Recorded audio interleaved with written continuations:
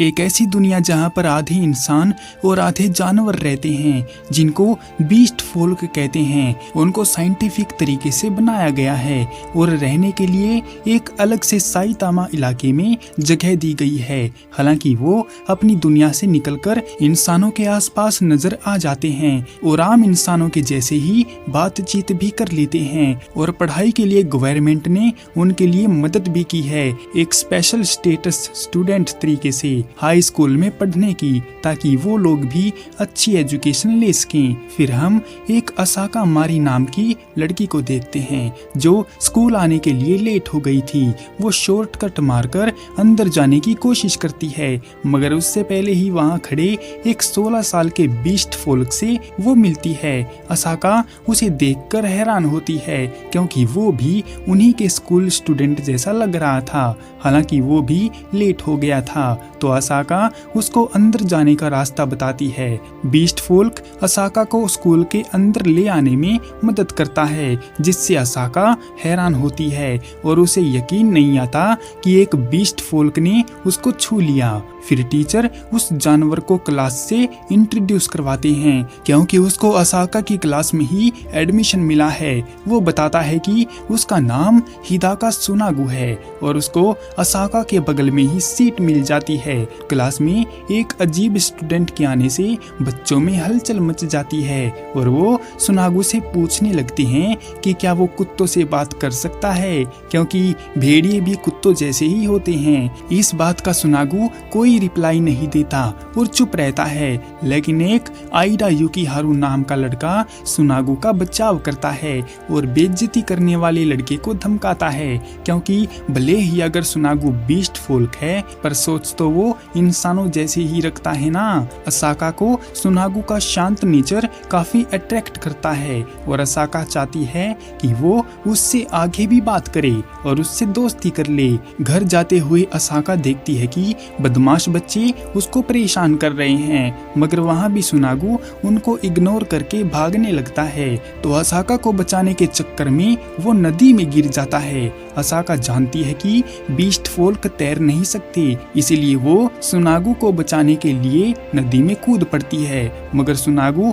तैरना जानता था और वो असाका को लेकर बाहर आ जाता है। इस बात के लिए असाका उसको शुक्रिया बोलती है और पूछती है कि उसने बदमाश लड़कों का सामना क्यों नहीं किया, जिस पर सुनागु कहता है कि वो एक बीस्ट फोल्क है और उसे अगर इंसानों के स्कूल में पढ़ना है और इस इलाके में घूमना है तो यहाँ के नियमों को फॉलो करना ही पड़ेगा। फिर असाका उसको अपने घर लेकर जाती है, क्योंकि सुनागु का घर काफी दूर था और अगर वो इसी हालत में घर पर जाएगा तो जाते ही बीमार पड़ जाएगा। घर पर उसकी माँ खुश नहीं है कि असाको एक बीस्ट फोल्क को उनके घर पर लाई है, जिस पर असाका माँ को समझाती है कि सुनागु एक साफ दिल का और अच्छा लड़का है और वो काफी शांत नेचर का भी है, जो किसी को चोट नहीं पहुंचाता है। इसके बाद सुनागु अपनी गंदगी तारने के लिए जब नहाने के लिए तैयार होता है तो असाका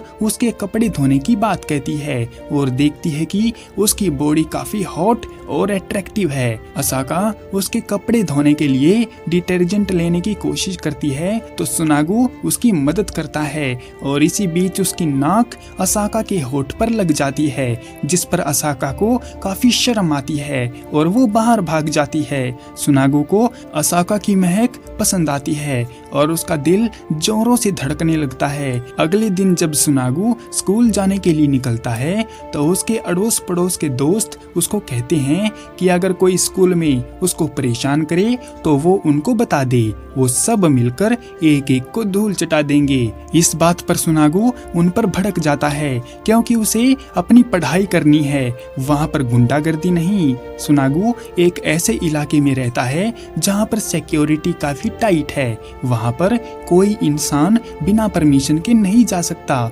स्कूल में फ्री टाइम बास्केटबॉल खेलते हुए सुनागु काफी सारे गोल कर देता है, मगर उसे मैच में आने की परमिशन नहीं है, नहीं तो वो अपनी टीम को टॉप पर पहुंचा देता। और इसी बात से जलने वाले कुछ स्टूडेंट उसको परेशान करने की ठान लेते हैं। असाका और सुनागु जब स्पोर्ट्स इक्विपमेंट रखने के लिए एक रूम में जाते हैं तो वही बदमाश बच्चे उन पर सामान गिराकर उनको उसी रूम में कैद कर देते हैं और उसकी बुक्स भी कहीं दूर फेंकने की बात कहते हैं। सुनागु असाका को चोट लगने से बचा लेता है, मगर इस चक्कर में उसका हाथ इंजर्ड हो जाता है। सुनागु माफी मांगता है क्योंकि वो उसी की वजह से उस रूम में फंस गई। असाका अपना रुमाल निकालते हुए उसको बेफिक्र रहने को कहती है क्योंकि ये उसकी गलती नहीं है। वो अपना रुमाल उसके हाथ पर बांध देती है।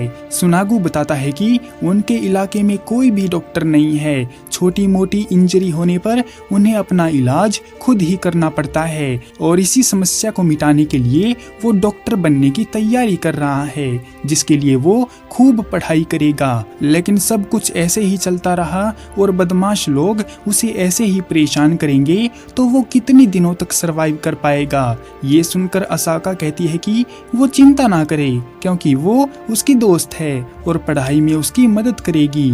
असाका अचानक से गिर जाती है तो सुनागु उसको पकड़ लेता है और गिरने से बचा लेता है। वो कहता है कि क्या सच में असाका एक बीस्ट पर्सन से दोस्ती करना चाहती है। अचानक से सुनागु को उसकी महक अच्छी लगने लगती है और वो असाका को पकड़ लेता है और उसे नीचे गिराकर उसको चाटने लगता है। असाका को महसूस होता है कि अब सुनागु उसको खा जाएगा।